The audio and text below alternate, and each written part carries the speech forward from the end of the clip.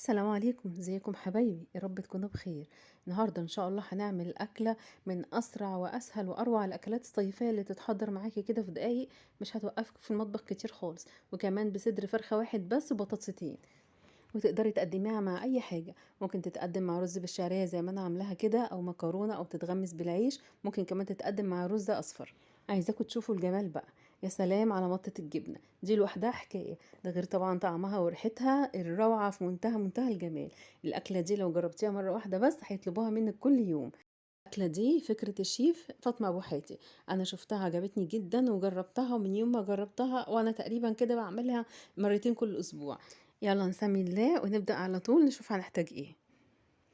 استخدمت صدر فرخة واحد بس. جبته كده سليم على بعضه، غسلته كويس جدا وصفيته. هبتدي اقطعه مكعبات. هقطعه مكعبات كده متوسطة زي ما انتوا شايفين. طبعا الكمية دي حاجة ترجع لكم، لكن الصدر ده عملت بيه صينية كبيرة. كفت 5 افراد وفضل كمان منها شوية. هقطعها كده كلها بالشكل اللي انتوا شايفينه. ايه الحجم اللي انتوا شايفينه ده؟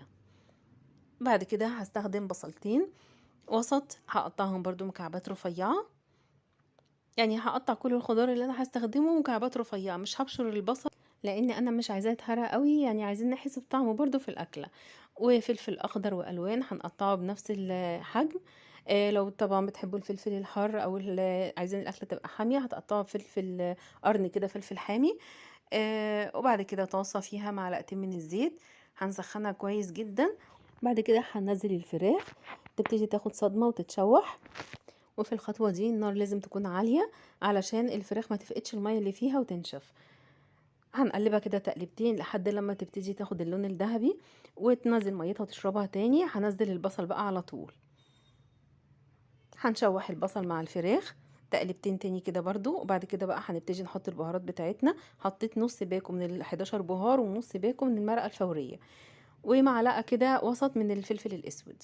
ودي كل البهارات اللي هستخدمها، وهزود بس عليها كاري ورشة كاري بسيطة لأنها بتدي طعم الأكلة دي طعم رهيب.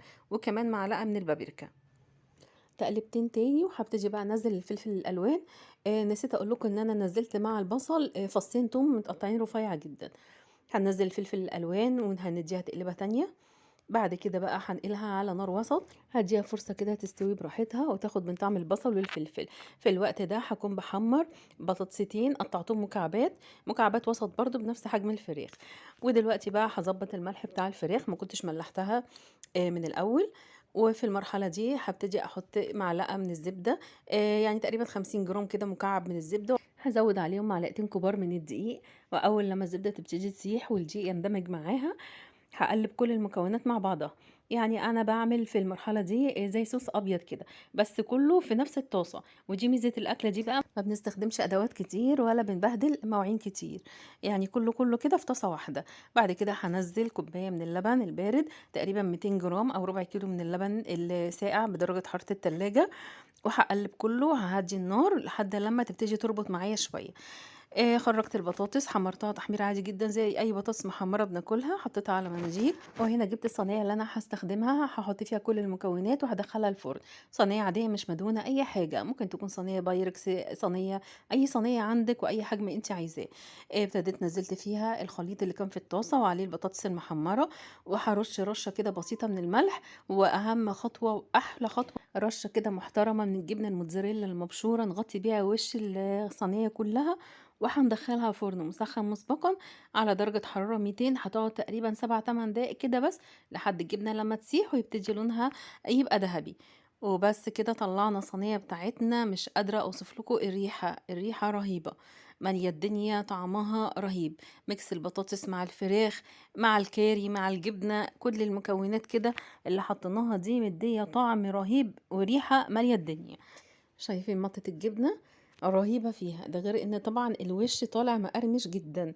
يعني في الاول كده باين عليها ان الوش مقرمش. انا كنت خبطت بالشوكة على الوش، باين ان هي كريسبي ومقرمشة جدا.